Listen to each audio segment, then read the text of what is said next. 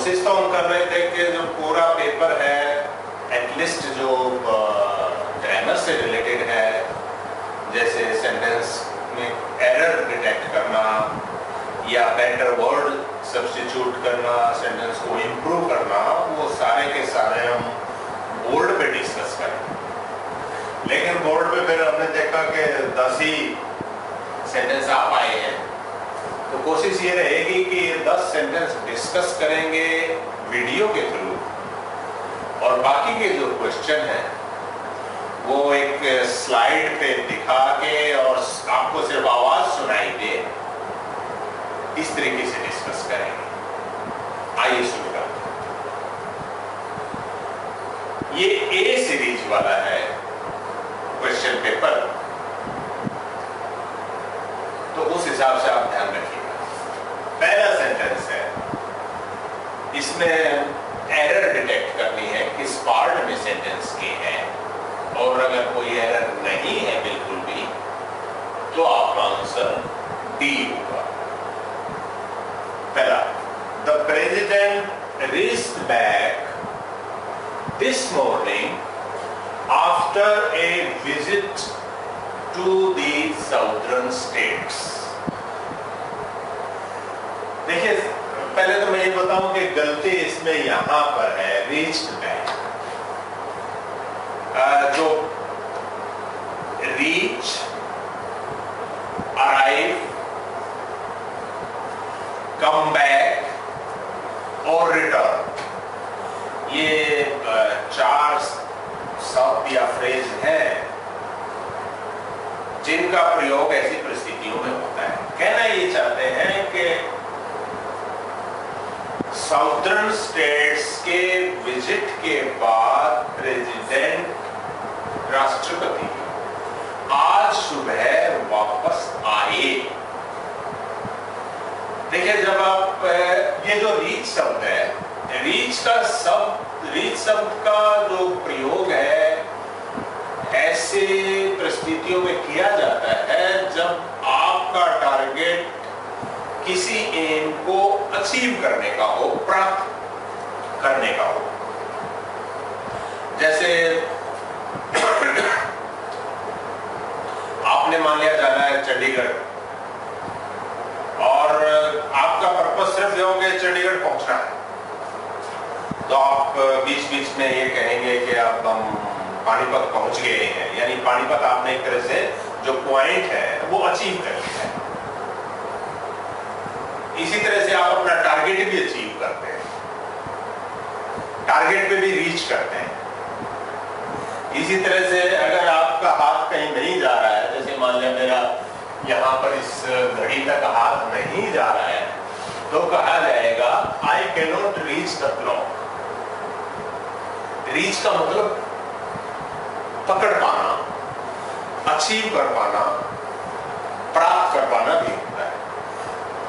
तो इसलिए reach back ऐसी परिस्थितियों में यूज नहीं होता है। रीच के बाद आमतौर पे कोई प्रीपोजिशन नहीं आती है, इसलिए रीच तो गलत है। अब इसकी जगह क्या आएगा? अराइव आ सकता है, अराइव एट, कम बैक आ सकता है, रिटर्न आ सकता है, पर रीच नहीं आएगा। इनमें से क्या आएगा वो बहुत छोटा छोटा सूक्ष्म भेद है। जैसे रिटर्न का मतलब होता है टर्न माने मुड़ना, रिटर्न माने वापस मुड़ना। जैसे मान ले आप यहां से पानीपत गए, जब आप पानीपत से मुड़ते हैं आने के लिए, तो आप रिटर्न कर रहे हैं वहां से, आप वहां से वापस चल रहे हैं। जब आप यहां पहुंच जाते हैं तब आप यहां अराइव कर रहे हैं। तो रिटर्न और अराइव में ये फर्क है। तो यहां पर रिटर्न, अगर आपको ये पूछा जाए कि रिटर्न आएगा या अराइव आएगा, तो रिटर्न से अराइव बेटर है क्योंकि यहां पहुंचने से आशय है, वापसी के लिए चलने से आशय नहीं है। खैर वो शायद इसके स्कोप से बाहर है, पर रीच बैक नहीं आएगा। और हमारा उद्देश्य सिर्फ गलती को पहचानना है, तो यहां पर मिस्टेक है। It is a fact that cereals constitute major part of the diet of our people. ये भी ठीक है, सेंटेंस की जो संरचना है वो ठीक है, सिर्फ ग्रामेटिकल है और वो प्रेपोजिशन। देखिए मेजर पार्ट, मेजर से पहले या तो द लगेगा या ए लगेगा। द उस स्थिति में लगेगा जब किसी चीज के दो ही पार्ट, एक बड़ा पार्ट एक छोटा पार्ट, तो आप कहेंगे ये this is the major part, this is the minor part. लेकिन अगर दो से ज्यादा पार्ट है तो नेचुरली मेजर भी एक से ज्यादा होंगे, माइनर भी एक से ज्यादा हो सकते हैं। अब क्योंकि डाइट का सवाल है, डाइट के पार्ट सिर्फ दो नहीं होते हैं। डाइट में सीरियल्स भी होते हैं, डाइट में मिल्क भी होता है, वेजिटेबल्स भी होती हैं, इसीलिए यहां पर ए मेजर पार्ट आएगा। It is a fact that cereals constitute a major part of the diet of our people. यहां पर मिस्टेक ए आएगा। यहां पर हमने बताया था यहां मिस्टेक है और इन दोनों की जगह आपको केम, आप रिस्क की जगह केम कर सकते हैं और ये करना है।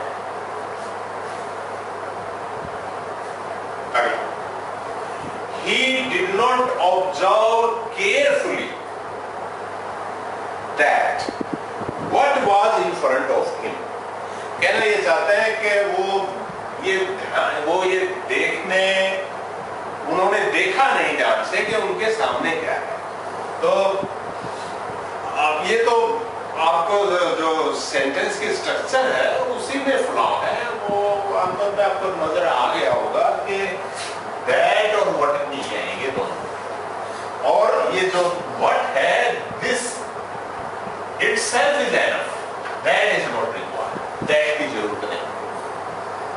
जब बीच में व्हाट लगता है तो वो दैट का ही काम करता है, ये शायद आपको पता होगा। व्हाट का वैसे अर्थ होता है क्या, एक क्वेश्चन को दिखाता है, और ये जब होता है जब सेंटेंस में पहले होगी।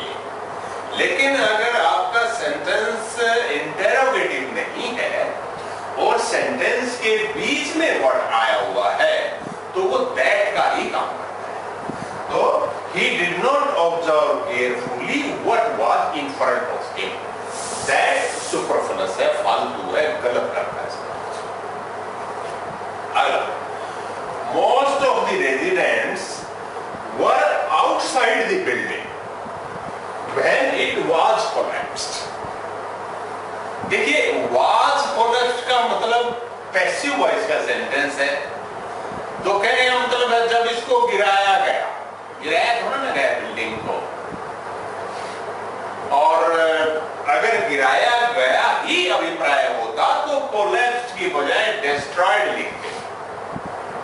तो कोलैप्स्ड का मतलब ऐसे गिर जाना, ढह जाना।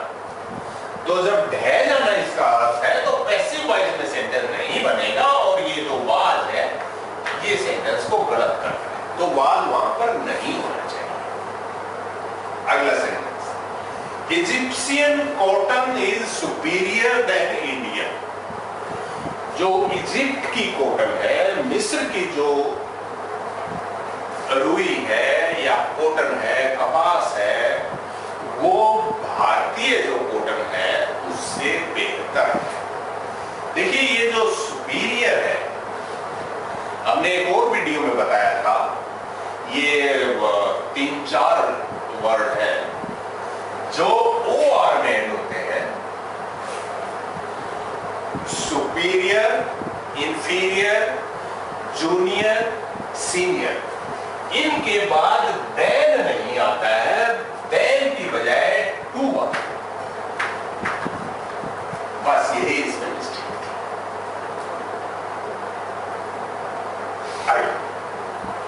Your shirt looks so good. आपका जो कमीज है बहुत ही अच्छा लग रहा है। हालांकि मैं यहां भी गलती मानता हूं, सो गुड नहीं वेरी गुड होना चाहिए, पर यहां पर इससे भी बड़ी गलती है। ये क्वेश्चन पूछ रहे हैं वेयर यू बॉट इट, आपने इसको कहां से खरीदा। तो जब क्वेश्चन होता है वेयर से शुरू होने वाला, उसके बाद आपको डू या डिड लगाना होता है।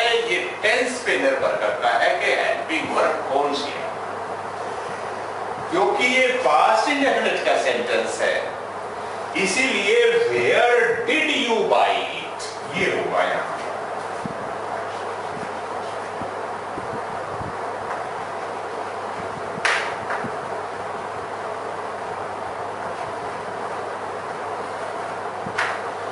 Where did you buy it, बल्कि from भी लगना चाहिए।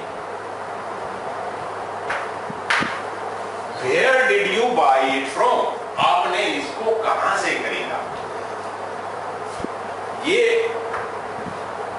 सेकंड फॉर्म भी नहीं आएगी और यहां पर डिड हो जाए। जब यहां पर डिड हो जाएगा तो वर्ब की पहली फॉर्म आ जाएगी। ऐसा हमने आपको ध्यान होगा कि पास्ट इंडेफिनिट टेंस पे जो वीडियो बनाई थी, जो चैनल पे अवेलेबल है, उसमें हमने डिस्कस किया। अरे A measure man spends very little even on food। देखिए, आपने मेजर शब्द का प्रयोग देखा होगा बहुत बार। मेजर कोई एडजेक्टिव नहीं है। मेजर मैन यहाँ एडजेक्टिव की तरह यूज हुआ है, मैन का एडजेक्टिव।